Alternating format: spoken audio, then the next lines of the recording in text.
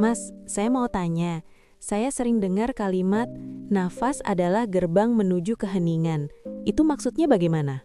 Baik, kita mulai dari istilahnya dulu. Gerbang hening bukan berarti kita masuk ke tempat yang benar-benar tanpa suara. Gerbang itu seperti pintu awal. Nafas itu pintu paling dekat, paling mudah dijangkau, dan selalu ada. Saat kita kembali menyadari nafas, kita sedang kembali ke ruang batin yang lebih luas. Jadi nafas itu semacam jalan masuknya. Betul, nafas itu wadah yang konstan. Dengan menyadarinya, kita menurunkan kegaduhan batin secara alami, bukan dengan memaksa. Selama ini saya kira hening itu lawan dari suara. Berarti kalau masih ada suara, saya belum hening. Nah, ini bagian penting. Keheningan bukan lawan suara. Keheningan itu lebih tepat dipahami sebagai keadaan batin yang tidak terganggu, meski suara tetap ada. Tidak terganggu, maksudnya? Yang hilang bukan suaranya, tetapi rasa terganggunya. Suara bisa ada, pikiran bisa muncul, tapi batin tidak bereaksi berlebihan. Kita tidak berperang dengan suara. Jadi hening itu bukan menghapus apapun. Tepat, bukan menghapus, lebih ke melampaui gangguan. Saya sering kewalahan dengan lintasan pikiran. Tiba-tiba muncul, lalu mengganggu. Harus diapakan? Coba pakai analogi sederhana. Pikiran dan perasaan itu seperti awan, sedangkan kesadaranmu seperti langit. Awan datang dan pergi, langit tetap ada. Berarti lintasan itu normal. Sangat normal. Pikiran memang tugasnya mikir. Yang membuat berat adalah ketika kita menolak awan itu. Ditolak, ditekan, diempet, akhirnya justru menetap lebih lama. Kalau saya ingin tenang, berarti saya malah menolak. Seringkali begitu. Semakin kita mengusahakan ketenangan dengan cara memaksa, semakin ada penolakan halus di dalam batin. Padahal awan akan bergerak sendiri. Kalau begitu, apakah lebih baik mencari tempat sunyi supaya mudah hening? Tempat sunyi memang membantu, tapi itu baru tahap awal. Keheningan yang matang justru terlihat saat kita bisa hening di keramaian. Kenapa justru di keramaian? Karena di keramaian kita diuji. Hening bukan berarti bebas rangsangan.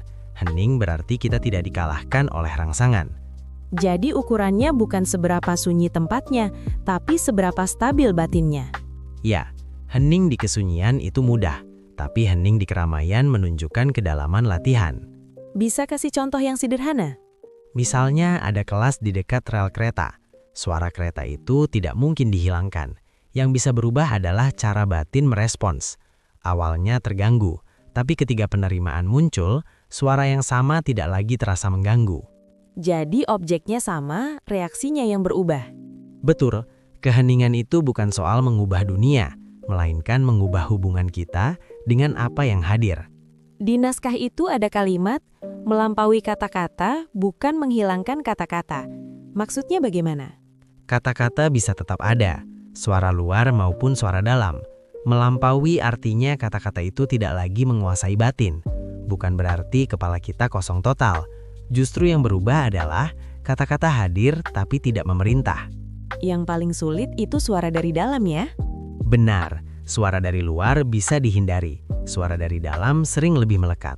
Maka latihan yang halus adalah mendengar tanpa ikut terseret.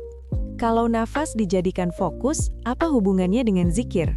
Nafas itu wadah yang stabil. Ketika perhatian kembali pada nafas, batin turun ke kedalaman. Di situ zikir yang awalnya hanya lisan bisa berubah menjadi zikir yang lebih halus, zikir kolbu. Berarti nafas itu jembatan? Ya, nafas itu jembatan, dari ramai menuju jernih, dari terpencar menjadi utuh.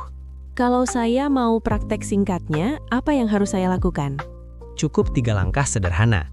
Sadari nafas apa adanya, tidak perlu dibuat-buat, tidak perlu dipaksa pelan. Biarkan suara tetap ada, jangan berperang. Jangan menargetkan harus sunyi. Amati reaksi batin. Yang kita latih adalah saat suara datang, apakah batin langsung tegang? Kalau tegang, sadari tegangnya tanpa menghakimi. Jadi targetnya bukan hilang suara, tapi hilang reaktifnya. Betul, keheningan itu lahir ketika reaksi melemah. Suara boleh ada, pikiran boleh datang, tetapi batin tidak lagi terguncang. Kalimat keheningan adalah ibu dari segala itu maksudnya apa? Maksudnya keheningan adalah ruang yang melahirkan kejernihan. Dari hening, kita bisa mendengar dengan benar, merasakan dengan jernih, dan bertindak lebih tepat. Bukan karena dunia jadi diam, tapi karena batin tidak lagi berisik oleh penolakan.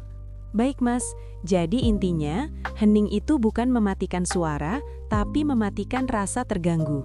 Persis, dan nafas adalah gerbang paling dekat untuk kembali ke sana.